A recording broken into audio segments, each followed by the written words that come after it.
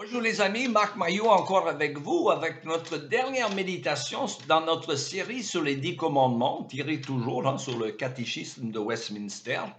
Quel est le 10e commandement? Le 10e commandement est: tu ne convoiteras pas la maison de ton prochain, tu ne convoiteras pas la femme de ton prochain, ni son serviteur, ni sa servante, ni son bœuf, ni son âne, ni rien qui soit à ton prochain. Alors, question, qu'exige donc le 10e commandement?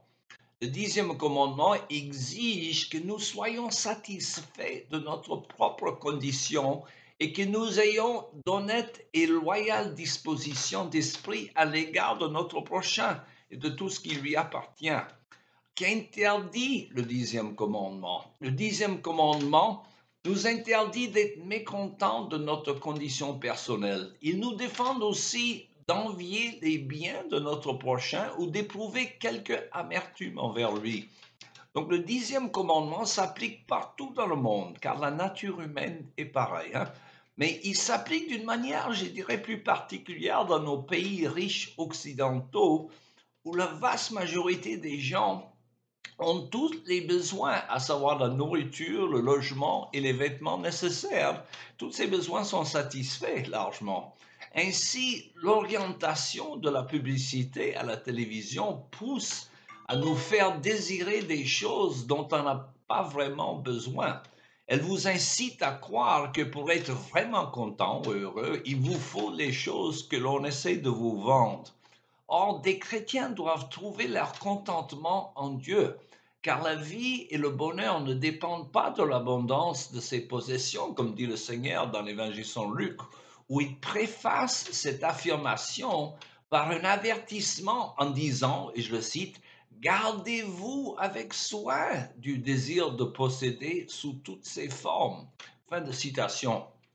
Autrement dit, le péché de la convoitise est plus subtil et plus sournois que d'autres péchés, car on ne sait pas parfois quand on le commet, à la différence, mettons, du meurtre ou de l'adultère. Alors, si tu tues quelqu'un, tu le sais. Si tu couches avec une femme qui n'est pas la vôtre, là aussi, il n'y a pas de doute. Mais la convoitise à l'égard des biens matériels n'est pas toujours évidente, surtout dans les pays riches où beaucoup de gens possèdent tant de choses dont on n'a pas vraiment besoin. L'apôtre Paul écrit: je sais vivre dans l'humilité comme je sais vivre dans l'abondance. Autrement dit, il y a un saint détachement à l'égard des biens terrestres, car sa paix intérieure vient de Dieu. Alors, il y a un comédien américain qui a eu un grand succès, qui disait qu'il aimerait que tout le monde soit aussi riche que lui, afin qu'il voit que l'argent ne fait pas le bonheur. Et la preuve, c'est que dans le fait qu'il y a des gens très riches qui se suicident parfois. Alors, je dirais même que, selon mon expérience personnelle, que le pauvre Africain, je voyage souvent en Afrique, avec son simple bol de riz et de l'eau à boire, il se régale souvent plus que le millionnaire blasé avec son caviar, son foie gras et le champagne. Et attention, je ne fais pas l'éloge de la pauvreté, loin de là. Nous devons travailler pour éradier la misère dans ce monde. Ceci dit, la parole de Dieu est étouffée autant par les soucis de ce monde que l'attrait trompeur des richesses, comme Jésus nous avertit dans la parabole du semeur, Marc chapitre 4.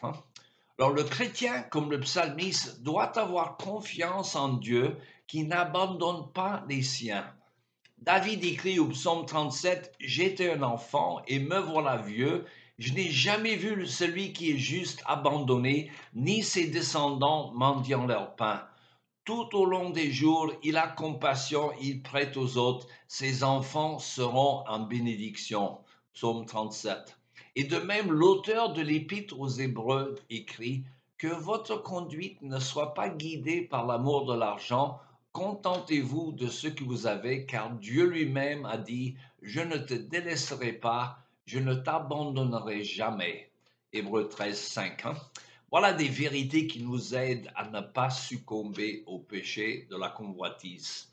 Et voici aussi la fin de notre série sur les 10 commandements. Si vous avez des sujets que vous aimeriez que l'on traite pour vous dans ces petites méditations, laissez un mot. à la suite et nous en parlerons. Il me reste qu'à vous souhaiter une bonne journée et à la prochaine.